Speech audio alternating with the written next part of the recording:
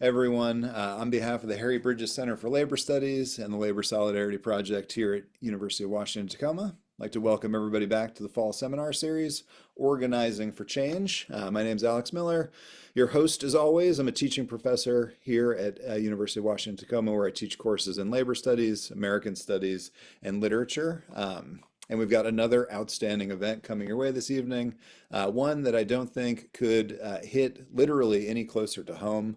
We're going to be kind of, after an event last week that was sort of national in scale, we're really going to be kind of tightening our scope here and addressing some of the work that's happening right here in Tacoma. We're going to be spending some time learning more about Initiative 1, the Tenant's Bill of Rights, but also its role within this ongoing fight for the future of working people here in Tacoma and across the South Sound. So tonight's presentation, it's a bit of a twofer, right? It's like, on the one hand, we're going to spend some time learning about the massive amount of organizational work, the grassroots coalition building that went into this recent legislative victory that I think I can say affects everyone here on this Zoom call. We're also going to be learning more about the future of that work and how it connects to this, sort of broader, more radical vision of how we all live and work together.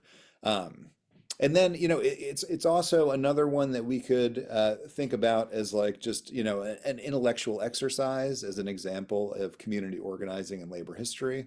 So we can, think about this in terms of, another example of an ongoing conflict between capital and labor and the role of direct democracy in charting our path forward. But I think what makes this event tonight so really exciting is that it's, this is a topic I think we should all be able to engage with, on a personal and on a practical level. This is like, this is one, I'm kind of imagining the end of tonight's talk already. And it's like, I think, a sign of a talk well delivered and a conversation well executed is like everybody leaves here with some tangible things that we can do to actually participate in this story, right? And I think that this is one of those events where you have the opportunity as an audience member to kind of move from, being part of the audience to being an active participant in this work. So this is, like all of our stuff here, it's an educational event, of course, but it is also kind of it's a call to action, or it's an opportunity to get involved. And so joining us tonight to make that call, to educate, to agitate, and maybe even organize some of us to action is our guest, Zev Cook, who's the current co-chair of the Tacoma chapter of the Democratic Socialists of America. She's also a member of Tacoma for All Steering Committee, where she's worked to help win a series of progressive campaigns, which we'll talk about tonight. Just in 2023 alone, she served as the campaign manager for now City Council member Jamika Scott, but also as a field organizer for Tacoma for All and the Tenant Bill of Rights campaign. So this is somebody who, again, I feel like this is kind of a theme of the class. This is somebody who talks the talk, but also walks the walk. So Zev, we're just super excited to have you here joining us this evening, excited to share, the work that you've done and the expertise that you bring to this topic. Also excited to have someone who is, actively involved in local organizing and isn't that far removed from a university experience themselves. Like, that's pretty exciting. So we had some fabulous questions submitted ahead of time from students in the class. Having said that, if you have questions during Zev's presentation, feel free to jot them down in the chat board. Please join me in giving our guest tonight, Zev Cook, a warm UW-T LSP welcome. Hey, it's so good to be here with everyone tonight, and thank you so much for inviting me, Alex. I think this is obviously a topic that is, very close to my heart. I'm, a renter like a lot of you. I'm also, a worker here in Tacoma. I recently returned to staff for Tacoma for All, but until recently, I was, a produce clerk at Safeway. So, I think this campaign is, really something, just pulling this up here, is really something that hits home, close to home for a lot of us. So, um, can y'all see that? I'm not good at tech. Yeah, okay. I'm getting a thumbs up. Awesome. So yeah, so I thought I'd just start with a little bit about how I got involved in organizing prior to, getting going with Tacoma for All. So the first time I really was thinking about progressive politics was, when I was in high school. And Bernie ran for president in 2016. I started, calling myself a socialist, a democratic socialist.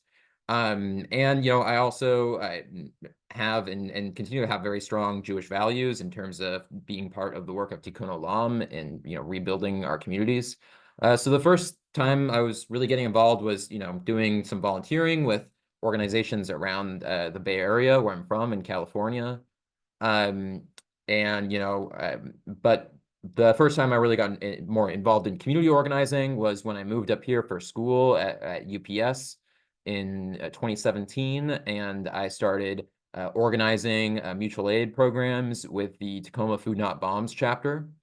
Later in 2020, when COVID hit, and there was this real crisis of supporting people in homeless camps who are on the front lines of the pandemic, we started Tacoma Housing Now. And yeah, I was a part of a team that helped organize housing occupations to get people off the street during COVID. In 2021, I, with a few friends, also started another mutual aid organization called Serve the People Tacoma. Food Not Bombs and Tacoma Housing Now don't exist anymore, but Serve the People continues to exist. So if you're interested in mutual aid work in Tacoma, you can reach out to them on social media. I'm not involved with that project as much anymore.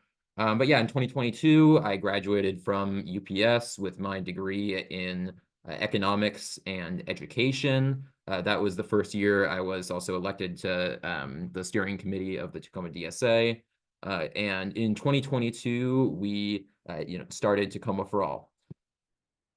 So the Tacoma for All actually started as what we called, Home in Tacoma for All.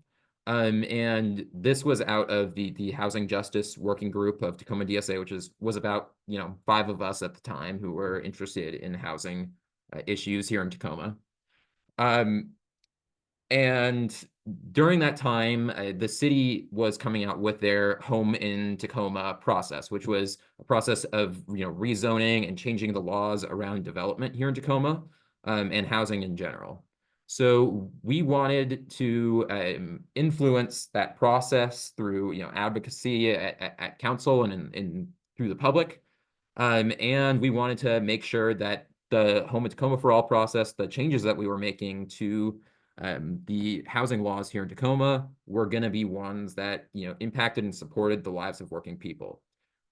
We put forward this platform that we called the Home in Tacoma for All platform, which included things like protecting tenants. We wanted to create a social housing developer to work towards decommodifying housing. We wanted to tax for-profit developers. We wanted to create environmental protections, and we wanted to enforce protections for disabled folks who are renting here in Tacoma.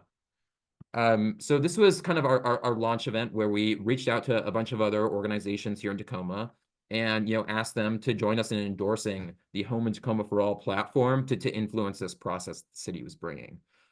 So here on the left is Ty Moore, who was part of our launching group and later served as the campaign manager for Tacoma for All on the Tenant Bill of Rights campaign. And on the right, we have some of our other members, Lamont Green and Rosemary, who were speaking to their lived experience living on the street and why that was, it's so important to support these tenant protections. So coming off that win, we were a lot more energetic about doing something more. When we started Home in Tacoma for All, we didn't think that we were going to be running a ballot initiative, but after this big win out in Puyallup, we had demonstrated our ability to actually win things. And I think it raised a lot of people's confidence in the kind of work that we were doing, and wanting to support and get involved with it. So at kind of congruent with this, became obvious that city council had no intention of acceding to any of our demands around supporting parts of the Home in Tacoma for All platform. So we started thinking about pushing towards running an initiative to force their hand. So we couldn't do the whole platform as an initiative for various reasons. One of them being the single subject rule, which is where you can only run a ballot initiative on, a single subject. There's a lot of rules around that too. And we chose, tenant rights as kind of our main issue that we wanted to pursue, because that's the main thing that we were really getting people, people were excited about, and that's what we got feedback in terms of what people thought we should bring forward. So to kind of get that going, before we ever collected, our first signature, we wanted to make sure that we were out having conversations with renters in the community about what they wanted to see and what a tenant bill of rights would look like for them. This was really important because we didn't want to come in and just say, well, here's what we think is important, so this is the initiative we're going to run. We wanted to, be out there in the community and have people give real feedback on what was impacting their lives and what would be important in a tenant bill of rights to, have the law changed and improve those issues that they were having. So after that process, this is what came together as a tenant bill of rights. And I know a lot of you are renters like me, so if you, are totally checked out for the rest of this presentation, please just pay attention to this portion right now. You have to know what your rights are. So we have relocation assistance at rent hikes over 5%, ban on winter evictions, ban on school year evictions for families with kids and teachers during the school year, ban on rent increases or evictions in units that had serious habitability issues, cap in move-in fees, cap on junk fees and late fees. So a few of the pieces that went into having this final outline was, one, our conversations with tenants. And what became, some things that became obvious was that, rent was too damn high. Rents had gone up 40% in the past 5 years prior to us running this initiative, which is a crazy amount. I mean, I know for myself, and I think for a lot of you, our wages don't go up 40% in 5 years.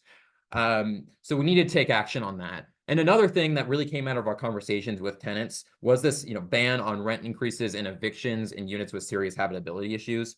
Tacoma has a lot of old buildings, and a lot of them suffer from things like running water issues, mold, that sort of thing. And we wanted to make sure that we were doing something to reinforce the rights of tenants to not live in a slum. Other things that kind of went into this was the fact that rent control is banned at the state level here in Washington. So instead of if that wasn't the case, there would be rent control in this initiative. Because it was the case, we kind of got around that by doing relocation assistance instead of rent control. Although we are hoping that pushes to overturn that ban in the legislature will be successful in the coming legislative session. So let's talk about a little bit about the different pieces that go into a campaign. So first of all, it costs a lot of money to run one of these campaigns, especially relative to what you make as a working person here in Tacoma. So we ended up raising $120,000 to fight this campaign. Some of that came from institutional groups.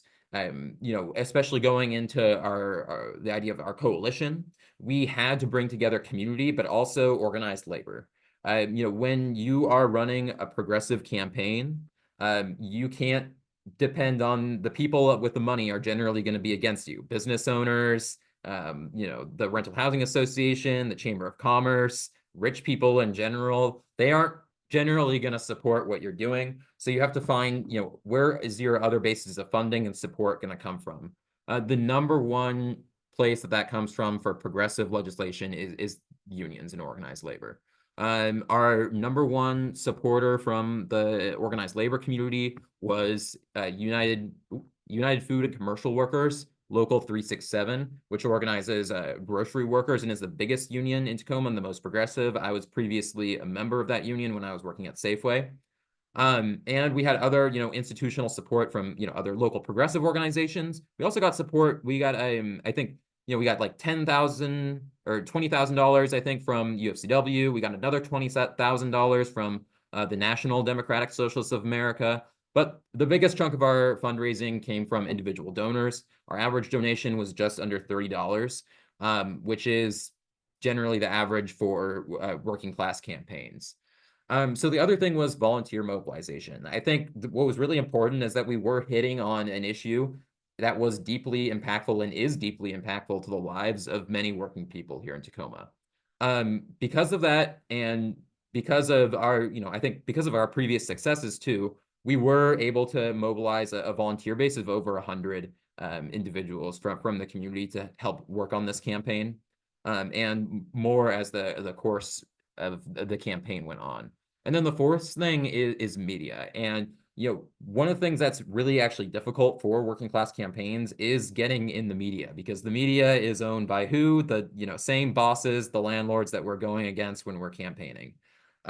So we have to find ways to break into that media. Sometimes there are even complete bans. Like right now, one of our, just as an example, one of our steering committee members for Tacoma for All, who helped win these protections, Devin Kelly, is running for state legislature, and we talked to the News Tribune and were told by reporters that there was a media blackout on his campaign. They weren't allowed to cover his campaign, probably because of the progressive nature of what he was fighting for. And the same thing applied for this campaign, right? So we had to find ways to break in. As part of that, we supported individual stories and put forward as examples of why this was so important. We had community members like Kathy Pick, who are facing a teacher who is facing eviction because her husband got injured on the job and they couldn't make rent anymore. We were later able to help her both fundraise and support her court battle, and she's still housed right now, which is wonderful. And we had multiple cases like that.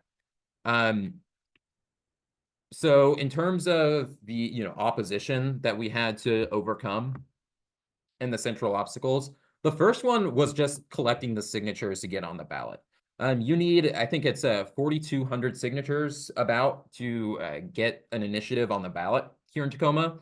But you need to actually collect a lot more than that, because a lot of your signatures are going to be bad. If you're a lot of people who sign, maybe they think they live in Tacoma, because there's a lot of people who have Tacoma addresses, but they actually live in Parkland. And people who live outside of the radius, people who didn't sign correctly, that sort of thing.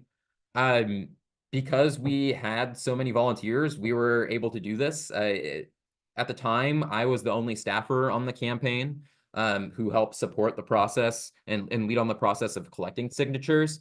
Otherwise, without that kind of volunteer support, it would have been impossible.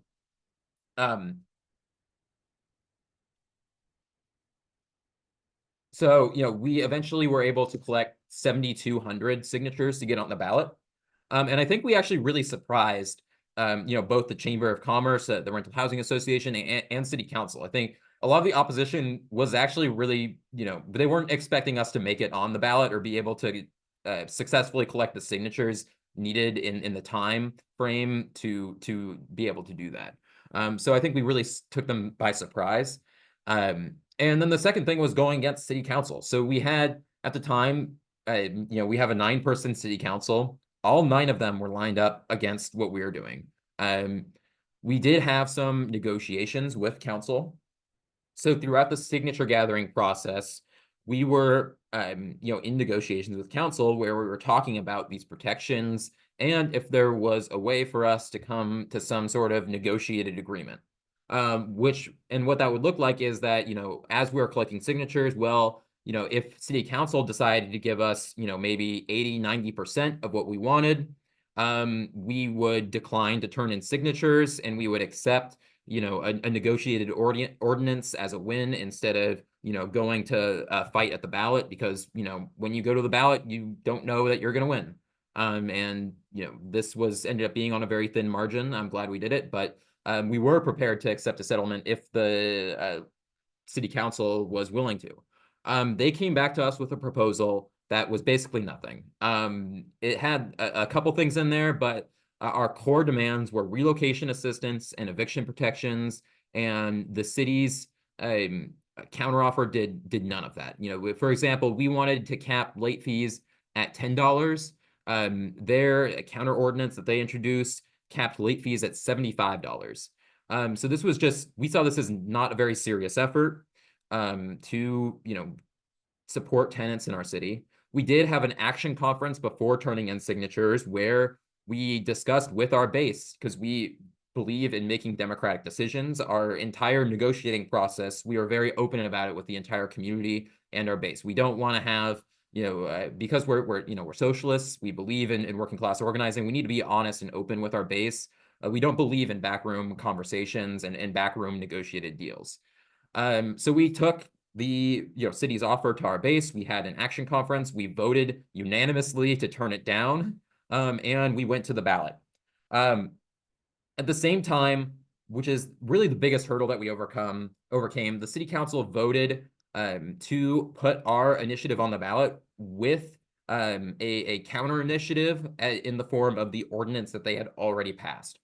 So this is a strategy that was actually pioneered in 2015 by the previous mayor of Tacoma, and now our congresswoman, or my congresswoman, at least if you live in South Tacoma like me, Marilyn Strickland. So in 2015, activists in Tacoma brought forward a initiative to raise the minimum wage, and it was eventually defeated because Strickland forced them to put a competing initiative on the ballot, which was able to defeat the progressive initiative. Marilyn Strickland, for reference, was a mentor of our current mayor, Victoria Woodards, who was the one, who led the charge on putting the competing initiative against the Tenant Bill of Rights on the ballot.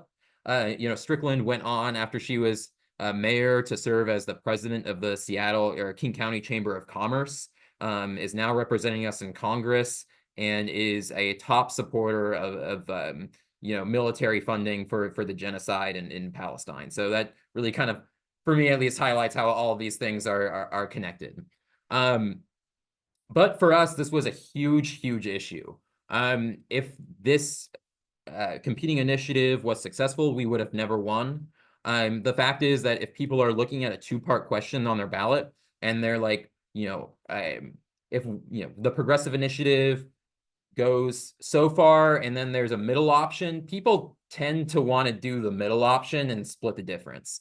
Even though if it was, the fact was that this ordinance, their competing ordinance, was already law. So, people were basically choosing, do you want to not pass any of these? Do you want to, pass something that already exists, or do you want to pass increased protection? So this was a really, deceitful way of trying to stop voters from passing these protections.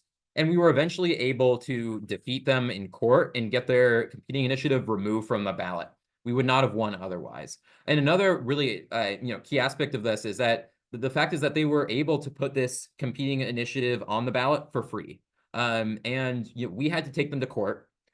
Taking them to court cost us a little over $10,000.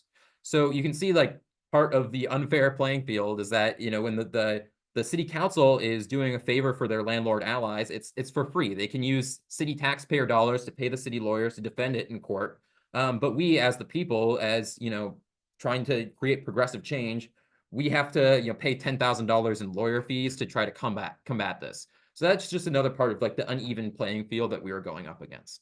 And then the third thing, which also mainly relates to money, is the opposition campaign. This opposition campaign was the most well-funded political campaign in city of Tacoma history. We raised around $120,000. They raised around $380,000, so over 3 times what we spent. It is really hard in American politics to go up against someone who has 3 times more money than you. Usually the person who raises more money wins. And we were lucky to have such a strong support base in the community that we were able to overcome that. But it was really difficult. One of the differences, it was that because these were giant corporations who were spending money on this campaign, they didn't have any true devoted grassroots support in the community. We were out knocking doors literally every single day of the week. The opposition campaign didn't knock a single door. All of their money went into ads and mailers to try to scare people, and they were willing to straight up lie to Tacoma residents. They put out mailers saying that the Tenant Bill of Rights is going to raise your taxes. That was nowhere in the initiative itself. There was also, very reactionary elements of the opposition. We had, people, generally small landlords, I think, going around and taking our signs, stealing our signs. We had one incident where someone painted swastikas on a bunch of our campaign signs across North Tacoma. For a lot of our canvassers, myself specifically, we had to, put up with a lot of stuff at doors from opponents and small landlords, quote unquote, in the community. But I think it was really powerful for us to get out there. The number one tool that we have to overcome disinformation is one-on-one conversations with our neighbors. In my role with this campaign and with Jamika's campaign, I think this campaign knocked around 50,000 doors total. I knocked a little less than 5,000 myself. And it was really great to have so many conversations with our neighbors, and it really stressed for me what people were facing in the community and how important it was for us to win on these issues. Okay, there we go. Okay, so the good news, we won. So this on the left is a picture of the us from the victory party. That was the entire steering committee of the campaign.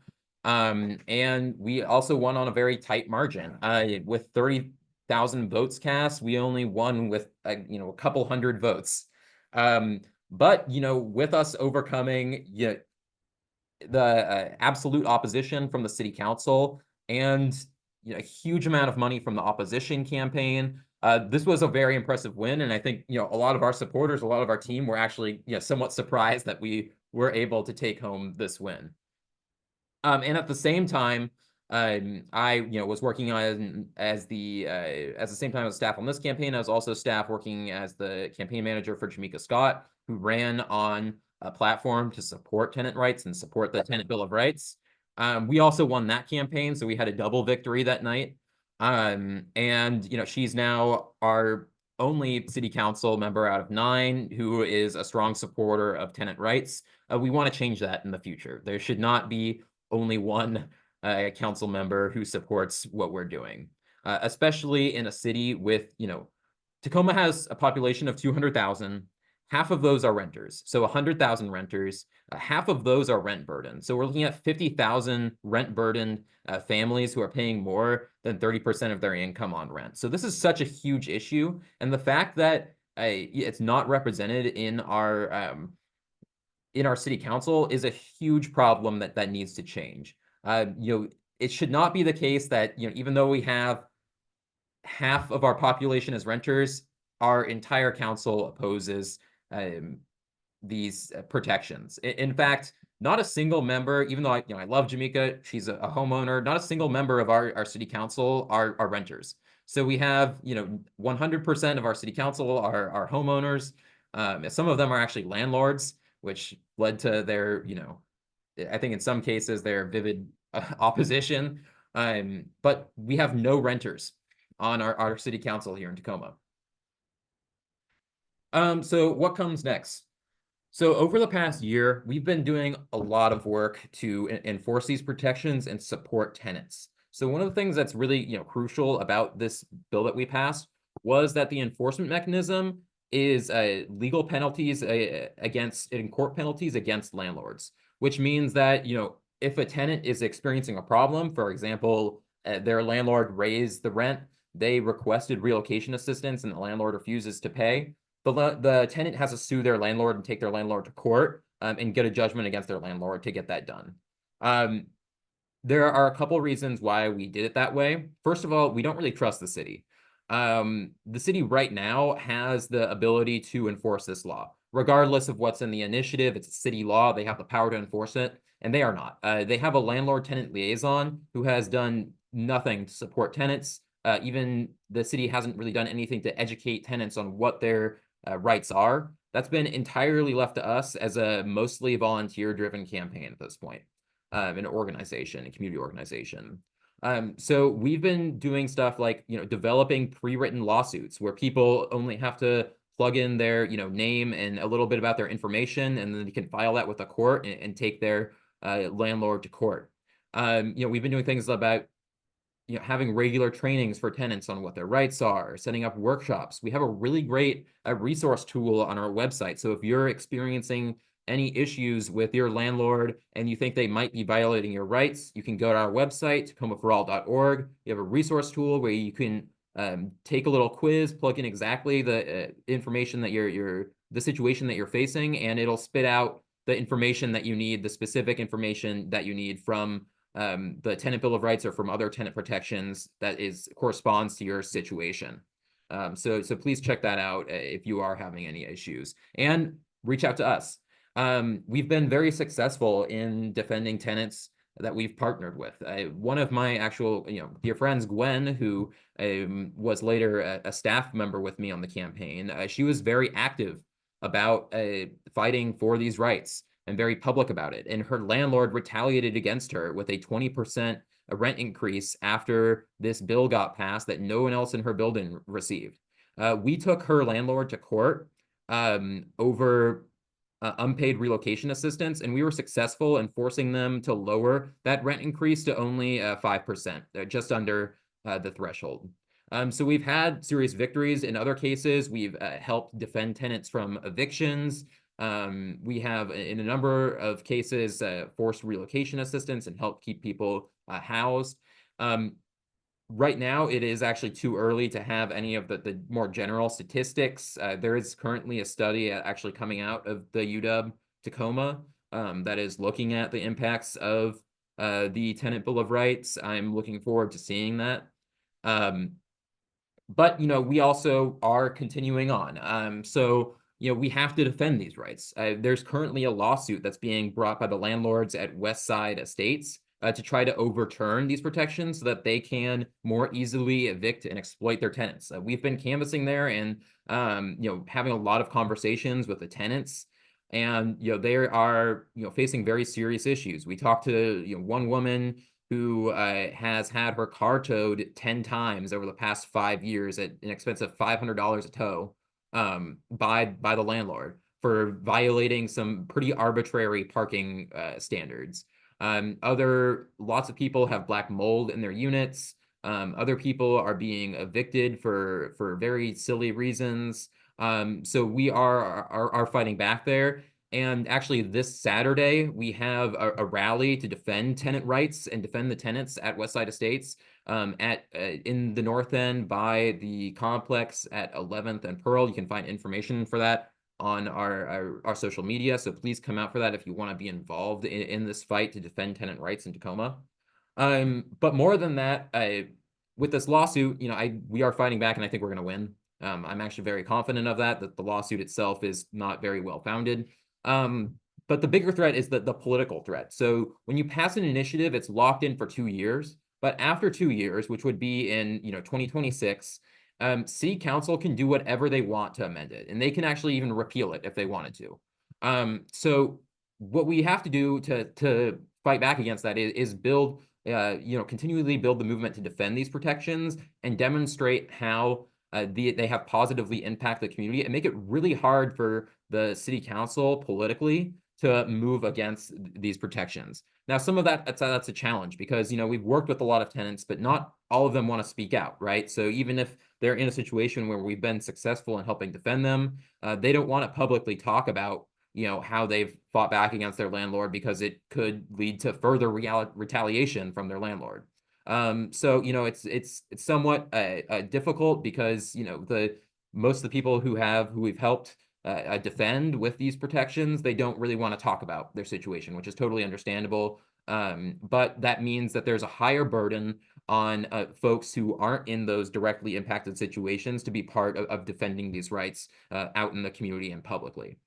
And on top of defending what we've already won, we want to build Tacoma for All into sustainable working class political force here in the city. So many times, and I've been a part of a lot of different political projects and groups. They fall apart. It just happens. Especially with volunteer-driven organizations. So what we're working on right now, and what we recently launched, is a membership drive to get people to commit as members and sustainers, to help us have consistent funding for the project of Tacoma for All, the project of continuing to defend and expand the rights of tenants and workers. And the other part is that we are currently fighting to build a campaign to win a workers' bill of rights in 2025, where we'll be raising the minimum wage to the King County standard, which is the highest in the nation, as well as creating other worker protections like fair scheduling, and a number of other things that we will be bringing forward publicly soon.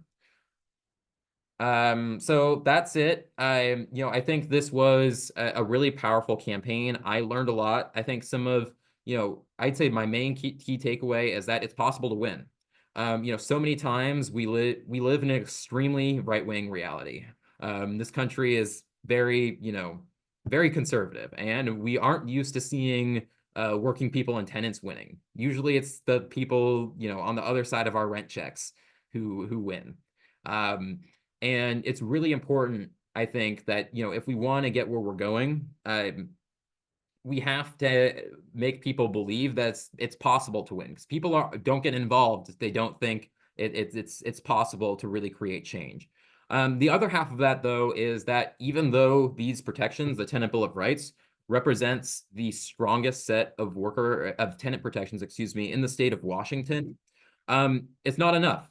These are actually very, at the end of the day, very basic protections. It's not even rent control. This is such a small part of where we need to go if we're going to make, housing a human right, and really decommodify housing, and take the capitalism, take the profit out of housing. I want to see that world. I think it's possible. And I think I hope everyone here will consider being part of that work in the future, however you choose to do that. Excellent. Zev, thank you so much. I mean, thanks for the work, but also thanks for the fabulous explanation of the work you all have been doing. I know we're going to have a ton of questions about, not only the presentation, but hopefully how folks can get involved. I think, just by way of like providing my initial thoughts, since I'm the host, I get to go first. That idea of like there being kind of a ceiling on the possibilities of what can actually happen, I feel like it is very real, right? I feel like, like we live in a world where it seems like things, to the extent that they can change, it seems like they're only getting progressively worse. And so, seeing a campaign like this come together and seeing a victory, this is like the second week in a row, Jane McAlevy's been brought up, but it's like winning begets winning, right? Winning brings Yeah. people in, and leads to more winning. And I think that, the work here, when we talk about tenants, right, we're talking about workers, right? So, I mean, this is a labor issue, of course, but I mean, these are also, these are our neighbors, right? These are our students, these are our classmates, these are fellow community members. And I think that the way this story sort of like revolves around this tension between, tenants and landlords, and like kind of really getting down to, what that relationship looks like, and who are these people who are the anointed lords of the land, and how many of them like aren't community members, right? Or they're Seattle community members. Are there, hedge fund managers in California who tenants never actually see?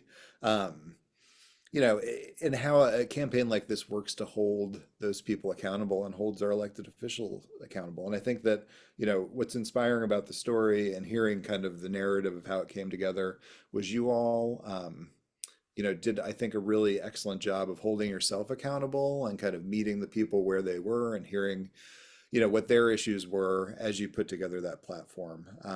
And I mean, I'm sure folks on the call like were paying attention last year. This was a really like a pitched battle, right? It was not only the landlords v tenants, it's the landlords, it's the city council, right? It's the chamber of commerce. It's all the money they have to throw behind their efforts to, prevent any kind of progressive change. Versus like what we had, which was, the people. This was a battle for the community and what it's going to look like. And I think, it gets at questions of just like, who's going to govern us and what that governing is going to look like and who it's going to be on behalf of. So yeah, it's been an amazing story, and I'm glad that it's like, we're kind of at that moment, where it's like part one has sort of ended and we're transitioning into this second phase. So simultaneously also fighting a battle to preserve what's been won, but also to to advance to the next thing. So it's really cool. We've got a ton of folks with their hands up. I think Zoom is now sorting them out based on the order that they raised their hands. So I've got Lewis is the first person. I think you can go ahead and unmute yourself, Lewis. Hello. Yes. Thank you for the presentation. I was actually going to piggyback what you said earlier about making the people more involved. Actually, how would you recommend the community members who are not directly involved in labor unions to support labor struggles? Yeah. So, we have labor struggles going on right now, and the best way is to find a way to come out. I think, Tacoma for All is something that we're building as an independent organization, and we want it to be a space where, people who are just community members in Tacoma can come out and support on, economic demands for tenants and workers. There's also, regular pickets. Right now, Boeing machinists are on strike with IAM against Boeing. I just showed up to their union hall earlier this week. I've been out to the picket line a couple of times. I've gone and volunteered in the kitchens to help make food for striking workers. So there's plenty of ways to support the struggle of organized labor. And yeah, you just got to come out. Excellent. And I Thank hopefully you. will be promoting more opportunities for folks to get involved in events Yeah. like this. And Zev, I'd love if you have the access to the Tacoma for All's website, if you don't mind dropping that Yeah, URL. I'll put that in the chat. But yeah, especially, right now, just think about if, this is a class on labor, come out to the picket line for the IAM and support Boeing machinists while they're on Heck strike. yeah. Very cool. All right. So next up, we've got Enrica. Hello, Zev. How you doing? Hey. Okay. So this is not really a question, but more of a comment. First of all, I appreciate you for being here, and I appreciate you for being the spokesperson of this, because honestly, I am very pessimistic about the housing crisis, considering one, I used to be homeless, and two, I worked with homeless people. Yeah. So just to see like the two be well, first of all, like being a victim of of the industry, and then also like working within it, I definitely want to echo the sentiments of like, yeah, it is real, very, very real. And also like another one is my mother-in-law, she's from Mexico and she's an immigrant, and there's been so many times because she lives at a trailer park as well, and her landlord is just so unbearably like a bitch in every sense of the word, because there's so many times where my husband and I would have to come in and translate because of the manipulative behaviors that she would do, so that she could essentially try to evict my mother-in-law. So I just want to echo the sentiments of like, yeah, like this is real, and that I really appreciate you for fighting for us, because I never heard of this organization. So now that I know, I'm like, yay! I'm less pessimistic. So that's all I want to say. Oh yeah, absolutely. I mean, yeah, I was a social worker previously too, and spent a long time, working in the mutual aid space to support folks. So yeah, thank you for your work too, because it is really tough. And I think one of the things that kind of led me towards wanting to be involved in fighting for tenant rights is that I didn't really have the stomach to continue in the space of like being a social worker and doing direct aid because it's so important. But I spent around 4 or 5 years doing that, and early on I made I was really dear friends with some folks out in camps, and then 4 years later, you do what you can, and a lot of them are, still out on the street, and some of them are back in, heavy addiction. Some of them have died. It's just really, it's really tough, and there's a lot of work to do there. But that's one of the things that did kind of push me towards being working on prevention instead of direct aid. But I think I really appreciate and support the folks who have the kind of a backbone on that I don't to be part of that work going forward. Yeah, thank you so much. Thank you. Excellent. Thank you, Enrico, for sharing there. How about next up, we've got Michaela. Michaela is fine. Michaela. So once again, thank you, Zev, for speaking to us today, and your work in general. It's much appreciated from the community living outside of Tacoma. It's just really hopeful to try to maybe work towards gaining those rights outside of the area and knowing that it's possible. So thank you. My question today is, how do you detach or minimize the narrative of socialists and its preconceived notions because of the history in our country with having that identification, and to being as what I believe and see as a human rights advocate by developing this initiative? Yeah, thank you. So first of all, something you brought up in terms of being outside of Tacoma that I wish I mentioned in the presentation is that this has kind of kicked off a more regional attention towards tenant rights.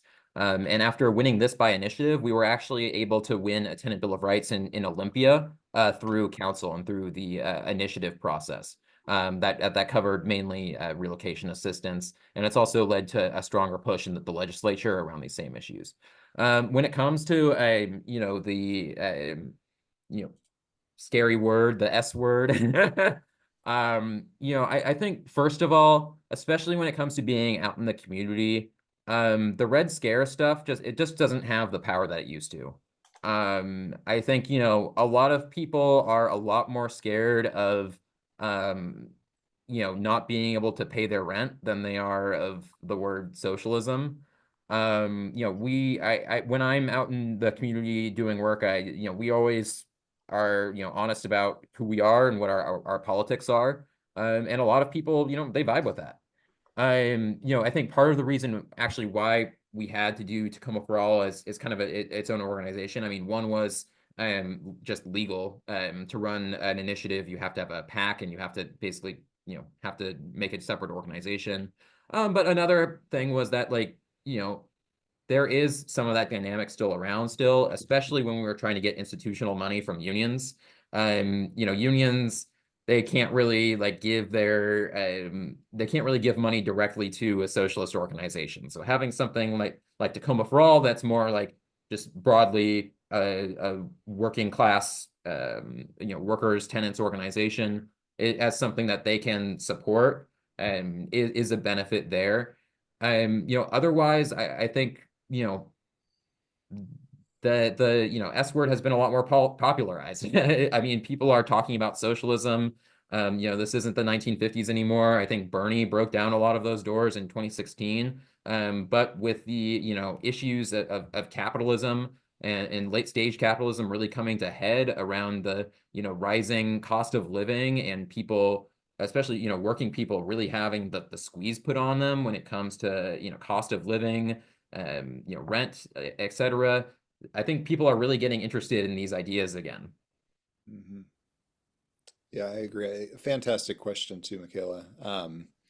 I'll put in a plug for Danny Ketch has a book that came out last year called Socialism Seriously, which is it's just a great sort of overview. Actually, and we hosted an event last seminar series called The Big Scary S Word. It's a documentary that came out Yeah. last year.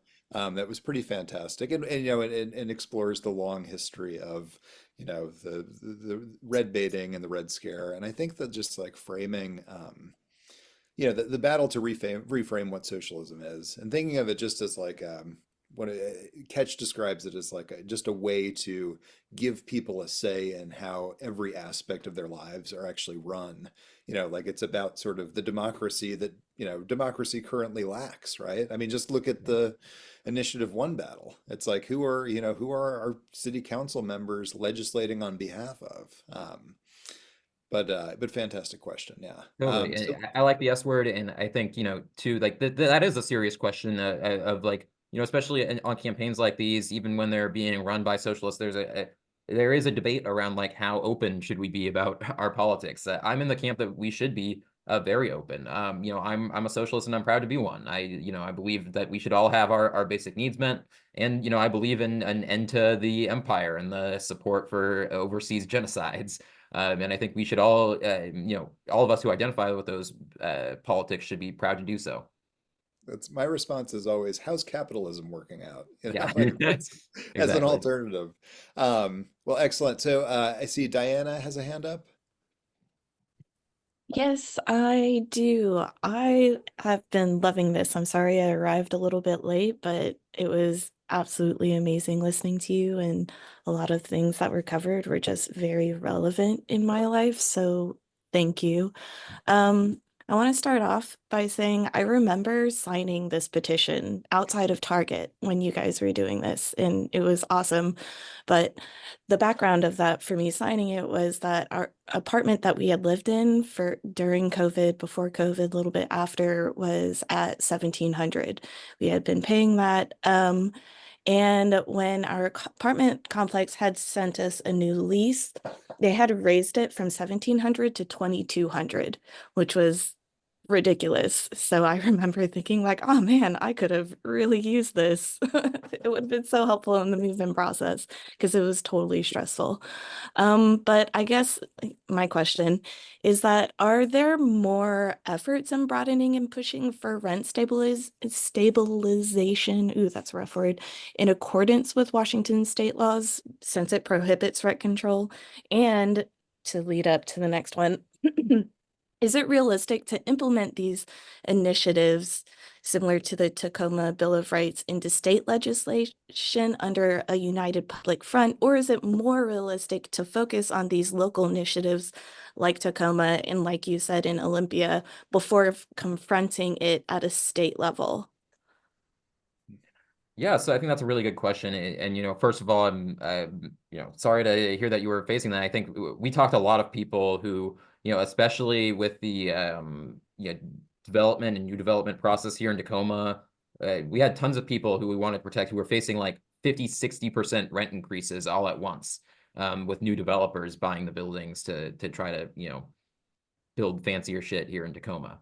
But yeah, to answer your question about the statewide versus local, I think they're really the same thing. Because when we pass protections locally, or when we have wins locally, those put a lot of pressure on the state. So before these protections, relocation assistance already existed and was on the books in Seattle. And a lot of the same eviction protections too. So what we passed was a little stronger than Seattle. But there's a phenomenon that I see in the state legislature when I'm talking to folks about like Seattle's kind of like partitioned off from the rest of the state of Washington. Like it's just like, oh, it's those crazy lefty liberal progressives in Seattle. Like that's not real Washington. So when we're passing protections as a strong as the Tenant Bill of Rights in Tacoma, which is generally a blue collar town, and we have a lot of military people here. It's generally more conservative than Seattle.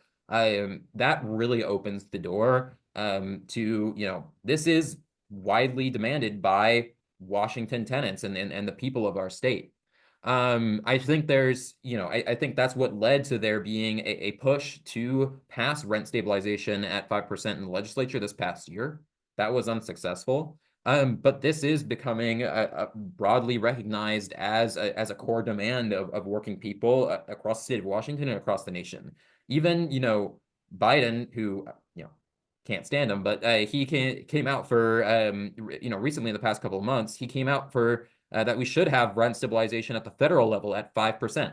So, this is something that's even being taken up by, pretty, conservative liberal forces. And what happens specifically at the state level here in Washington is that, we have a legislature that is outright controlled by the Democratic Party. They have a majority in both the House and the Senate here in Washington. But they don't whip around these issues, which means that they don't I think a majority of them support it, not enough to get it passed, unfortunately. But the leadership of the Democratic Party is not willing to go out and organize their base of legislatures around doing things like getting things passed to protect tenants. They're just not inspired to do that. And I think, for me, that's one of the real reasons why we need to be out organizing independent working class power that isn't dependent on the same donor base and support networks that the Democratic Party relies on from major business owners, et cetera, here in Washington and across the country. That's part of the reason why I'm part of the DSA and want to be part of building the project of building an independent working class party here in the United States. But that's some of my perspective on the interaction between local and state politics here. Perfect. It's nice to know that it all goes hand in hand. And lastly, I just really wanted to thank you for the information on Devin, who is running in the blog, the media blog. So I've got his website pulled up to read more about it. So thank you for plugging that. Nice, excellent. Yeah, and I mean, I think you see it in the amount of funding that went to the anti-campaign. I mean, that's not. I mean, this is the National Board of Realtors. Like the fact that that Tacoma could be a test case for housing policy that could be replicated. Not just across the state but across the country. There were a lot of folks who were very, a lot of property owners, a lot of lords of the land who were very anxious about, progressive policy being passed really anywhere. Excellent. Well, so next up we've got Allie. Yeah, hi. So my question is about the upcoming Workers' Bill of Rights initiative. And I was wondering, do you expect even more pushback on that initiative than you received for the Tenant Bill of Rights? And who that pushback would be coming from? Do you expect big employers to be in opposition and any potential ways to overcome the power that they have other than yeah, that's my question. Yeah, we are definitely going to face a very strong opposition campaign. The big employers have even, more money, generally speaking, than the big landlords. So I think we're going to face a very similar situation. But what's kind of different this year is that last year, with the Tenant Bill of Rights, kind of like I said, a lot of our, the opposition, they didn't even expect us to, get to the point where we were able to turn in enough signatures. This year, they see us coming. So we took them by surprise last year. We're not doing that this year. This year, instead of us reaching out to the city council for, to negotiate around protections, we had the city council reach out to us a lot earlier because they want to negotiate with us to see if we can come to some sort of settlement that leads to, not putting something on the ballot. That's probably not going to be the case because city council is very conservative and they probably aren't going to be willing to move in to the point that we need them to move to protect working people in the city to the extent that we want to. So, I think that's part of what we're facing. And, to overcome that, I think we're going to need to organize even a bigger base of support than we did last year. So part of another thing that's different this year is that, last year we had some significant support from UFCW and other unions. This year, we're partnering directly with UFCW on bringing forward the initiative in the first place. So we have we're directly partnered. We have a lot more support. There's now, instead of it just being like really Tacoma for All driving things forward, it's a team of Tacoma for All and UFCW doing that together, which is going to be much stronger. So generally speaking, I think we are going to be successful in organizing a mass base around this issue. I think wages and workplace protections is something that affects a lot of people, and people are going to be excited to be involved, and we are going to win next November. Hell yeah. Yeah, next year's going to be wild because UFC's they've got a contract coming up too, right? I mean, this kind of all coming to a head. Excellent question. How about, well, it looks like we've got two more hands and we've got about time for two more questions. So, Crystal, would you like to pose your question? Hi, can you hear me okay? Loud and clear. Oh, great. So I always wondered, because I was homeless at one time myself, I always have wanted to, in later life, help build affordable housing, but I knew nothing about it. So I'm actually in the beginning stages of trying to figure out how that happens. And it occurred to me when I realized the cost of actually creating housing, period, whether it's affordable or not. I think that one of the best things that could be done is to get a government involvement in the building of affordable housing, because if there's no profit motive, a lot of private businesses that do this sort of thing won't do it. And so in order to get around the housing shortages that might occur, the federal, the state, and local governments need to get involved heavily to fund affordable housing. I don't know of any other way, I mean, again, I'm really new at this, so there's probably other ways to get it done. But if the goal is more affordable housing, what are the best ways to do it if we remove profit motives from the equation? Yeah, so Crystal, you're absolutely correct on the government needs to be involved. Like, sometimes we have like churches and some nonprofits who will build some, affordable housing here and there, but it's never going to be really enough to solve the issue, which is, generally the capitalist storyline is that, oh, we're going to have this private market that provides housing, and then on top of that, there will be, these nonprofits and that will, support the people who fall out of the market. But the fact is that doesn't happen. There's simply, way too high of a demand for, affordable housing. That demand is going up. That can be than what can be provided by private organizations. The only way and to overcome that is by, government intervention. So when, I was talking about the decommodification of housing, one way that would look like is social housing. So in 2022, I actually got the chance to work as be campaign staff on Initiative 137 in Seattle that created the first social housing developer in the United States. This is something that's really common in Europe. Vienna is famous for social housing, where I think 80% of people are tenants in social housing. But the idea is that instead of us spending our tax dollars on giving out tax credits to for-profit developer, so why don't we just use our tax dollars to build our own housing that's owned by the community and governed by the tenants? So right now, the most common tax credits that we give to developers are 8 and 12-year affordable housing credits, and they like just on the numbers make no sense at all, because what we're doing is we're giving them these tax breaks that cost taxpayers and cost the public tons of money over the course of a decade, and then these units a lot of times they aren't even actually affordable, because affordability, the government standard is generally around like 80% AMI, or area median income, which is just, still very expensive. And then after this, decade-long period, these units just become market rate again. So we spend all of this money, and we get something in the short term, but then after 10 years or so, we have nothing again.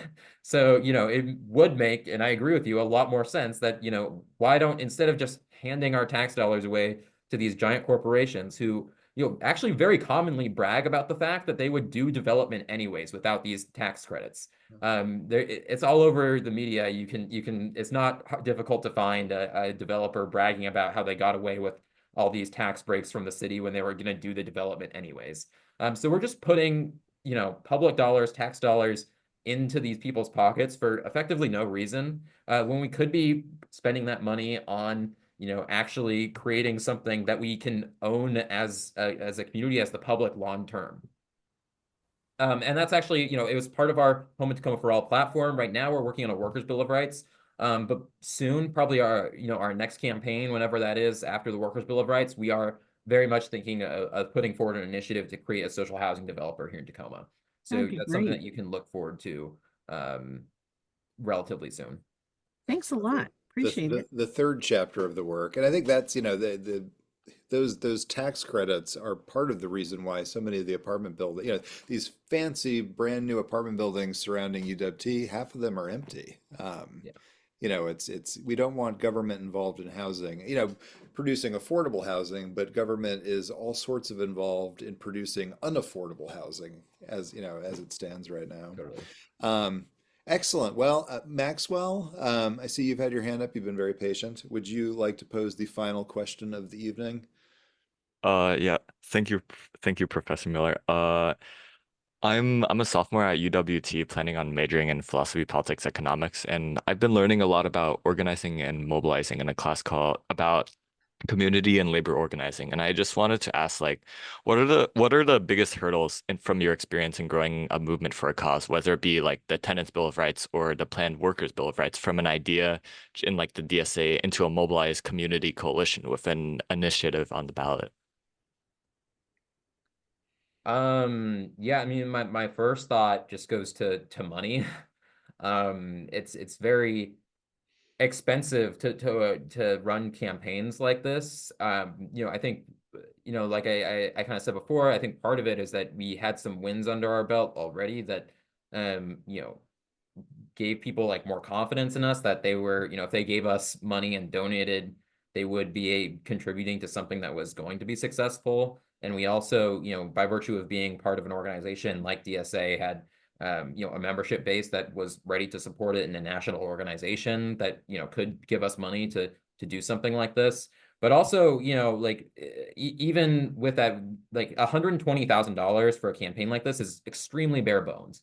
Like I was the only staffer and I was part-time for the vast majority of the campaign until like the last 3 months when we were doing Get Out the Vote. So, what that looked like for me is that, like, I got paid for like 20 hours a week. And, at part-time, and I was working, 50 hours a week. So, and at one point, I had to actually volunteer my own pay cut to make the fundraising work for the campaign, to make sure that we could keep me on staff and keep things going. So, it's just a lot of challenges of like being a working person and like trying to pay my rent. And, I think a lot of it, this is not just me, but for a lot of us, we all have like day jobs, and we have, we're working people. I think a lot of people, sometimes they see these political campaigns happen and they think like, oh, it's some like giant nonprofit with tons of money who's doing this. That's cool. But we're like, our steering committee members include like, a paralegal, a plumber, grocery workers. We all have jobs, we have lives, we have kids, and it is very much a challenge to try to figure out how we can do something at this scale, and it really just takes a lot of commitment and a lot of people. Thank you so much. Excellent and fantastic question to end on, Maxwell. Zev, thank you again so much for joining us. I mean, thanks for all the work. I'm hoping that folks are logging off tonight, not only feeling more educated about what's going on and what their rights are as tenants, but hopefully activated and ready to do some of that important organizing work that needs to take place. It's an inspiring story, but it is like a story that is very much still being written, right? It's like the road's being paved as we're traveling down it. And I think there's a lot of reason to be excited, but there's a lot of work left to do. So again, thanks. One last round of digital applause for our guest tonight, Zev.